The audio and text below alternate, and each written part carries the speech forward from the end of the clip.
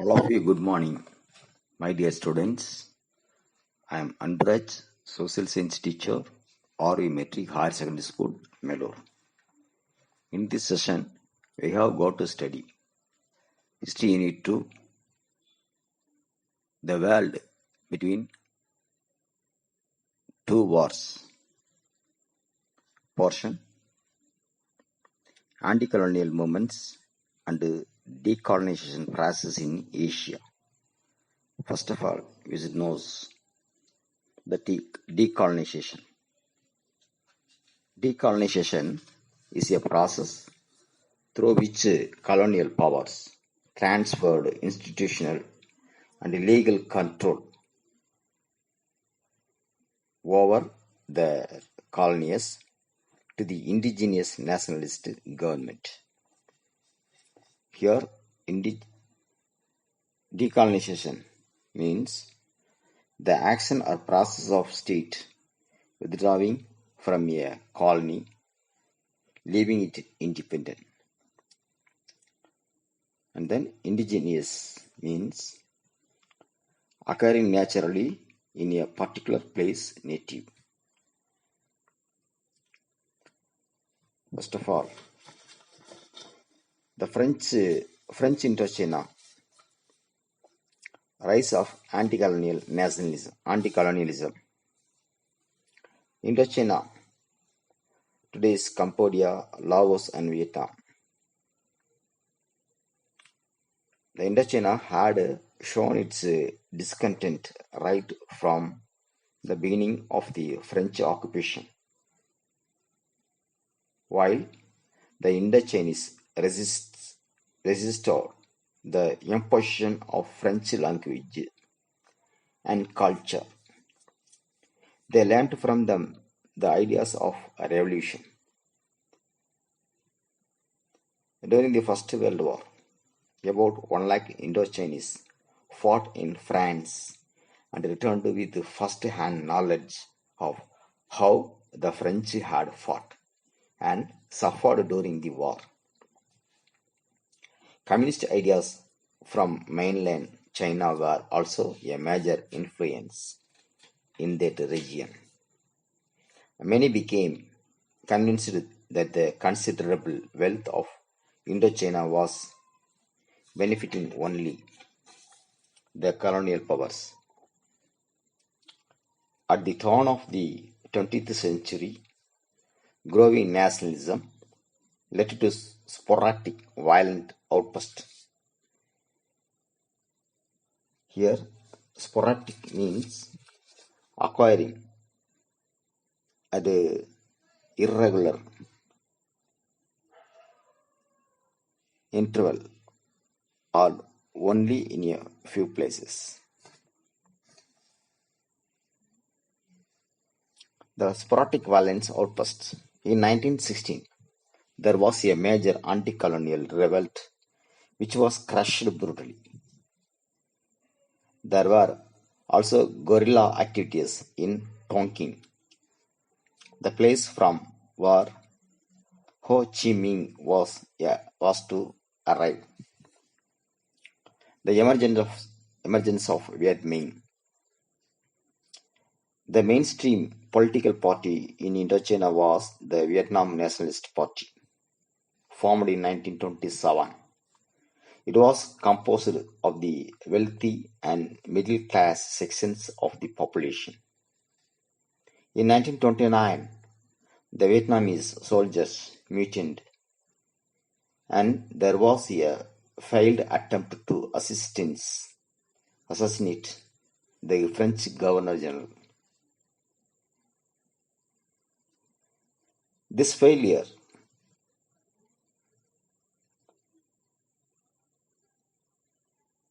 led to the large-scale peasant revolt by the communists. The revolt was crushed, followed by what is called White Terror. Through this event, thousands of the rebels were killed. After the White Terror, Ho Chi Minh left for Moscow and spent in 1930s in Moscow and China. When France was defeated by Germany in 1940, Ho Chi Minh and his lieutenants used this turn of events to advance their Vietnamese cause. Crossing over the border into Vietnam in January 1941, they organized the League for the Independence of Vietnam, or Viet Minh. This gave renewed emphasis to a distinct Vietnamese nationalism. Nextly, we should knowing about the decolonization in India. Diarchy in provinces. The decolonization process. Here, decolonization means the action or process of a state withdrawing from a colony, leaving it independent. Okay. The decolonization process started in India from the beginning of the 20th century with the launch of the Swadeshi movement in 1905. The outbreak of the First World War brought about rapid political as well as economic changes.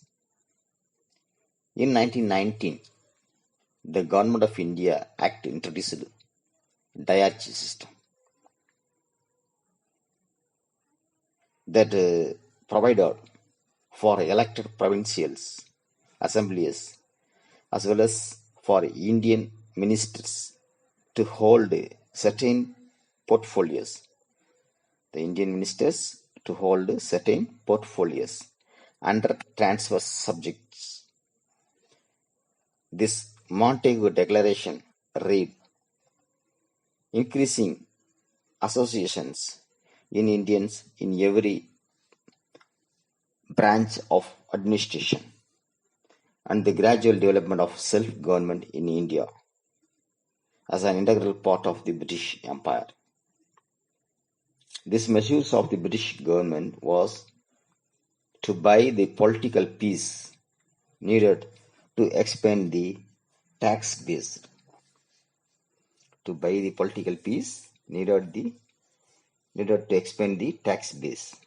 The Indian National Congress rejected the diarchy system and decided to boycott the legislatures. Nextly, League of measures to industrialize India. Despite the discriminating protection given to certain select industries such as sugar, cement, and chemicals, there was no change in the colonial economic policy. Incentives were provided for the British iron and steel industry only by guaranteeing the purchasing contracts. But in the case of indigenous industries, indigenous means acquiring naturally in a particular place native. Okay. The indigenous industries support was only in the form of providing technical advice and education, and the establishment of pioneer factories in new industries. However, even this policy was soon abandoned as many British enterprises were opposed to this. Nextly, India in the days of Great Depression. India in the days of Great Depression. Depression refers the economic crisis.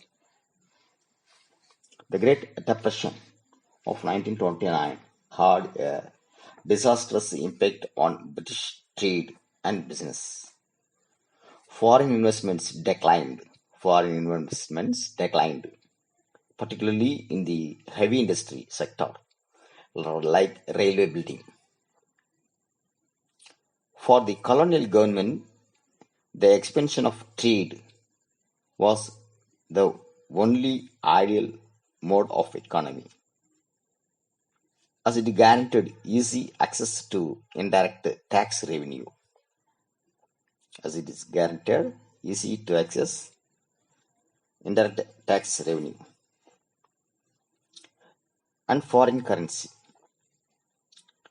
Britain transmitted the effect of depression to its colonies. Bilateral trade treaties between Britain and the member states of British Empire were signed at an economic summit in Ottawa in 1932, in which the participants agreed to give preference to imperial means British imperial over non-imperial goods.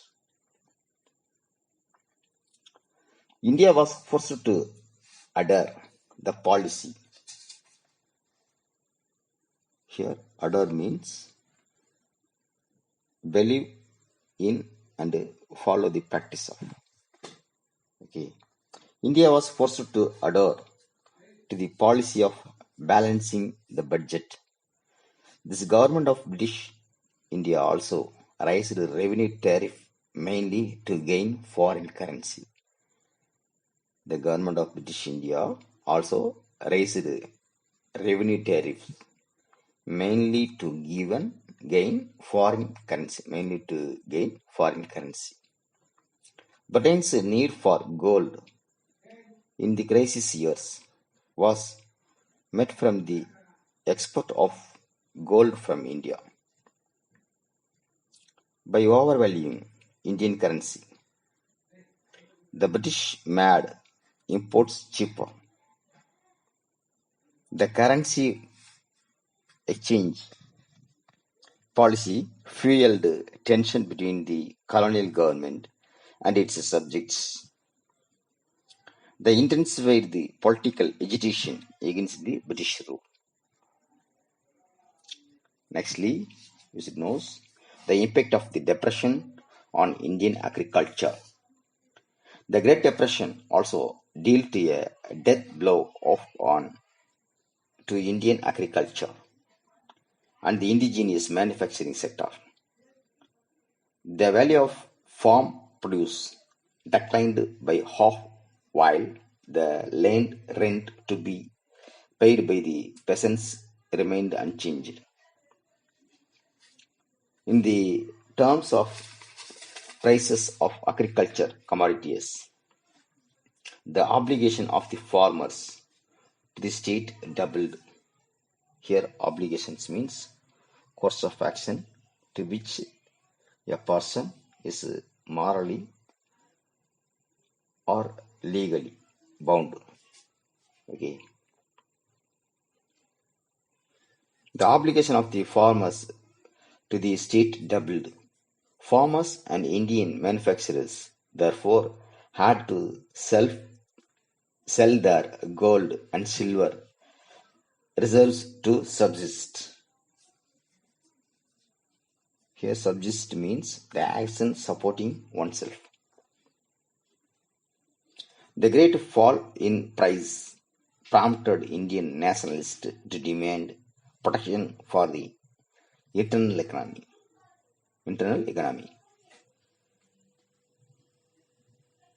The 1930s saw the emergence of the Indian National Congress as a militant mass movement.